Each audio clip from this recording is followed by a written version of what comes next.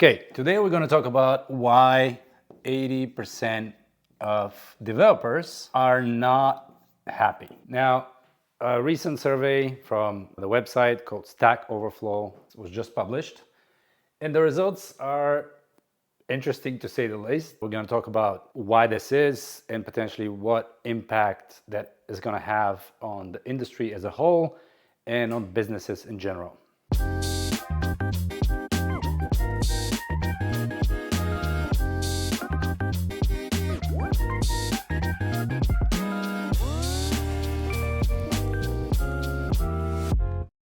So the main thing that is pointed out as the reason for a developer being not happy is called technical debt. And this is probably too light, so I'm sorry about that. And for those of you that don't know, technical debt means that there's something wrong with the code. The code is not written up to standards. It's not perfect. There's bugs in the code and things like that. And the reason why I think this is frustrating is because regardless to what many people think, a developer's job is actually creative. And what that means is that even though people think that a developer is mostly, I don't know, like a scientist, and it's more math and logic than anything else, it's actually very creative to be a developer, meaning that developers, I think their job looks more like the job of an artist than it is of, I don't know, someone who just deals with numbers all day long. So the fact that most people are saying that they're unhappy because of the quality of the code that they produce is not necessarily surprising in any way, because what the developer wants to do is they want to write high quality code. And of course, this is normal because this is their job at the end of the day. But the company that they work in doesn't sell code in most cases. The company actually sells a product or is selling a service. And if the functionality works, the fact that the code is not perfect is not necessarily a big problem for the company, for the business in general. And businesses, I know it sounds crazy, but they normally don't care how high quality the code of in their product actually is. Unsurprisingly, in the same survey, when asked what is making them happier, what is making a developer happier in their job, is actually increasing the quality of their code. So basically reducing the technical debt. Yeah, that's the status of the current state of things. There's obviously a lot of other reasons that are mentioned in the survey.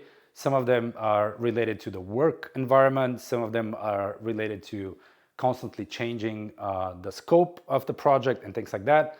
But the biggest contributor is the fact that coders are not happy with the quality of the code that they produce. Now, key takeaway from this is the fact that, as we all know, coders and developers are one of the highest paid jobs on the market.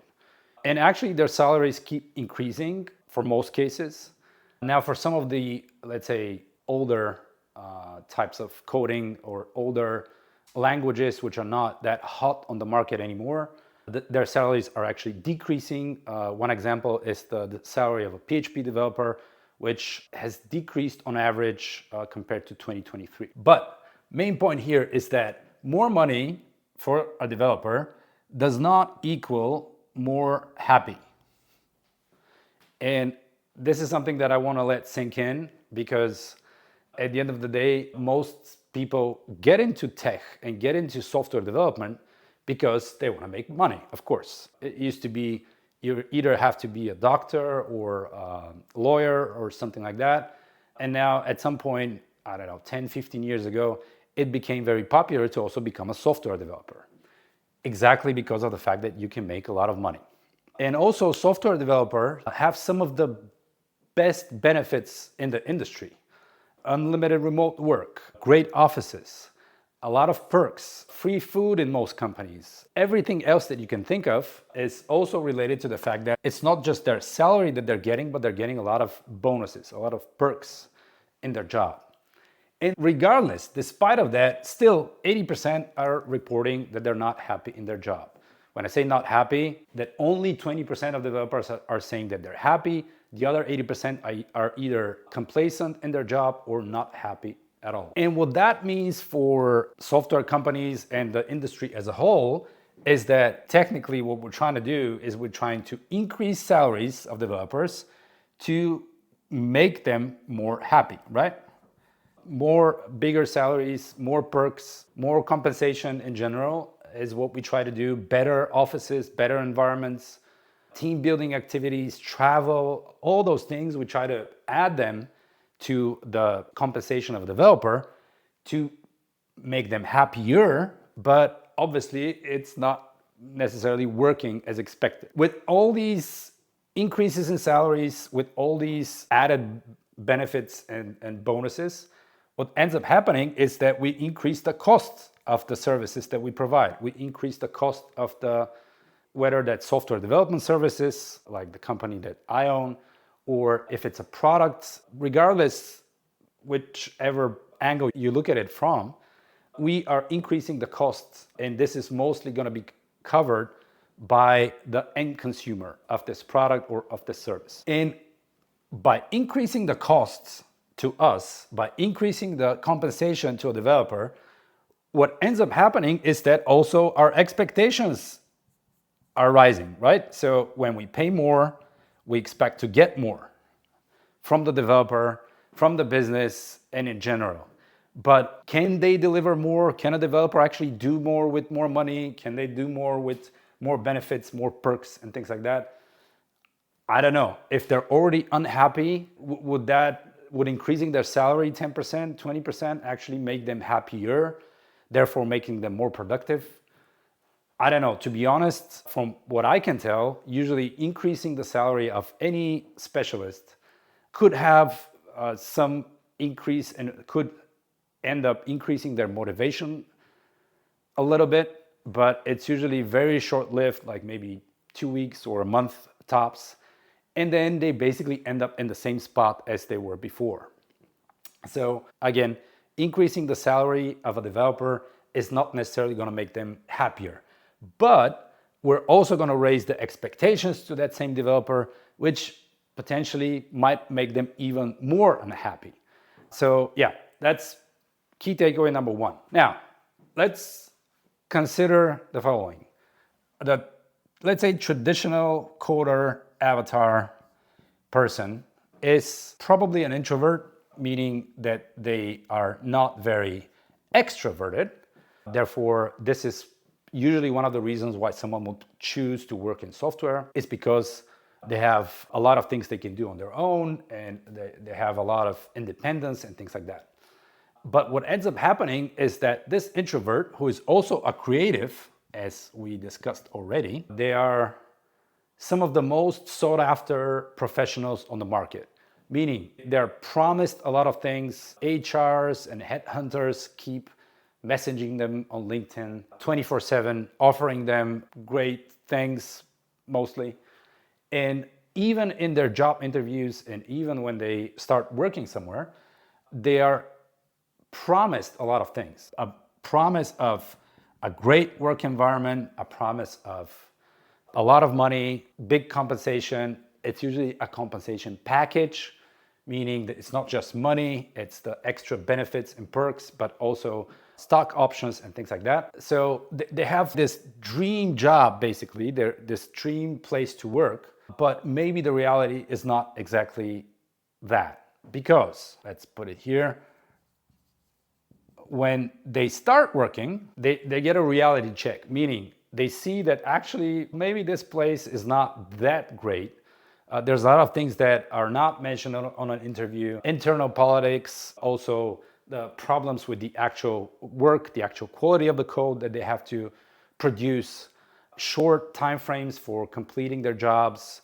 Sometimes this could be in contrast to sitting for a long time without actually having a big task to do or something like that. So the reality point is, it ends up looking a lot different than what they were promised in the beginning. So their workplace is not as great as advertised. Even if it's a big tech company that has all the bells and whistles, the workplace is always going to have some downsides as well. Big expectations, extra hours, and things like that. So this is the first thing that is potentially going to cause them to have this like break between the promises and the actual reality of where they work. Next problematic thing is when we talk about the money or the compensation, it's again going to be a little bit frustrating probably, because even though the salaries are great in software development and a lot of people are making a lot of money as software developers, the compensation is, first of all, usually comprised of not just money, but also stock options, especially if they work in one of the big companies in tech. The problem with these stock options is that they're not liquid, so they are calculated as part of the compensation, but you can't actually go and spend that money, I don't know, to buy things.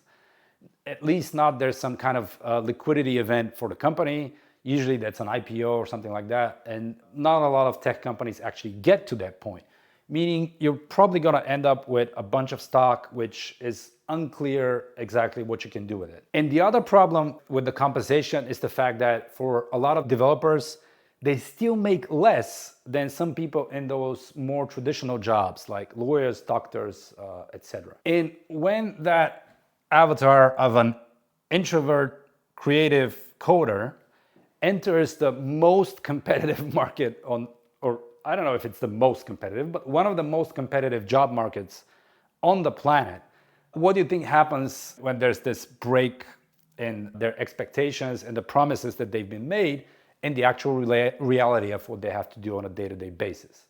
They end up being unhappy in most cases. Okay, so what does that mean? What does that whole thing that I'm trying to say here mean? First of all, if regardless of whether you're a coder, a professional, or a business owner that employs software developers, or you're just someone that is thinking of starting something related to software development, starting a software business, just first of all, keep all of that in mind. My expectation when I was starting out is that when someone is getting a big salary and, I don't know, big compensation package, a great workplace, usually a team of like-minded individuals that they're working with, usually younger people, they're going to be, I don't know, happy, motivated, come to work with a little spring in their feet.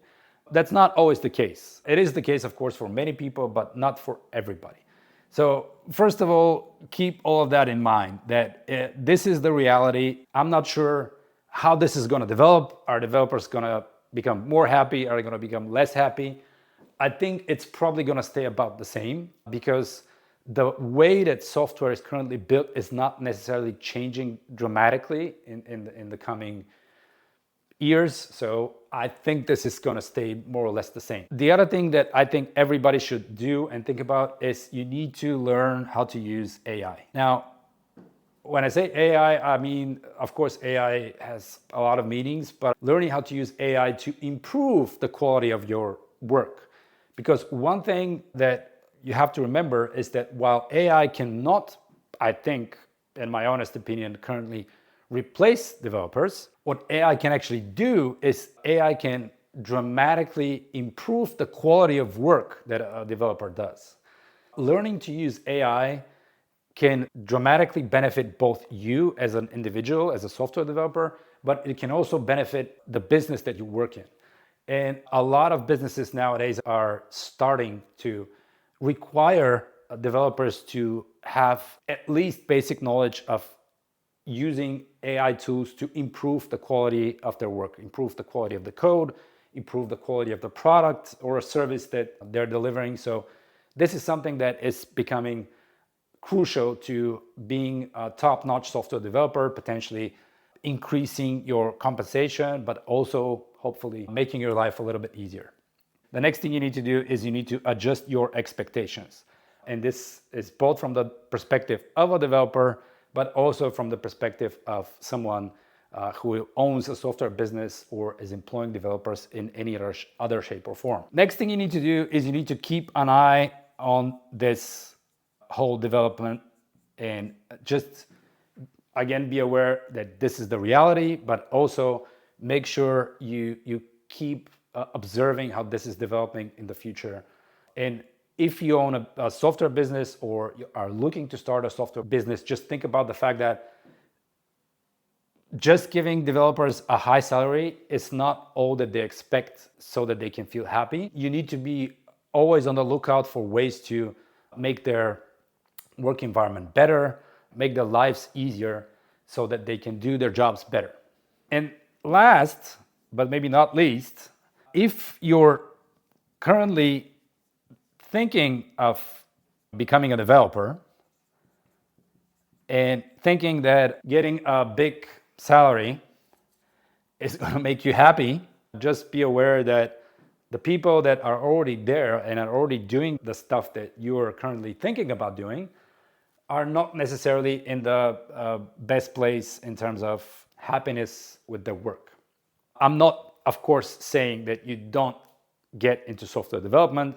Software development, I think, is still a very exciting field, and it's something that can provide a lot of happiness in general with what you do, because at the end of the day, you produce something that people are using, hopefully on a daily basis. So I think software development is still a great thing to get into. I think this picture that I try to paint is my way of saying it's not all sunshine and rainbows. And as with any other job, there are problems, despite the fact that you get a great salary, a great compensation, great benefits, great workplace, and everything else that we've talked about. But yeah, that's it from me. I'm going to put a link to the survey so that you can take a look at it. There's great findings in that survey. I think about 65,000 people took the survey, and yeah, it's great data. So yeah, that's it from me, and see you in the next one.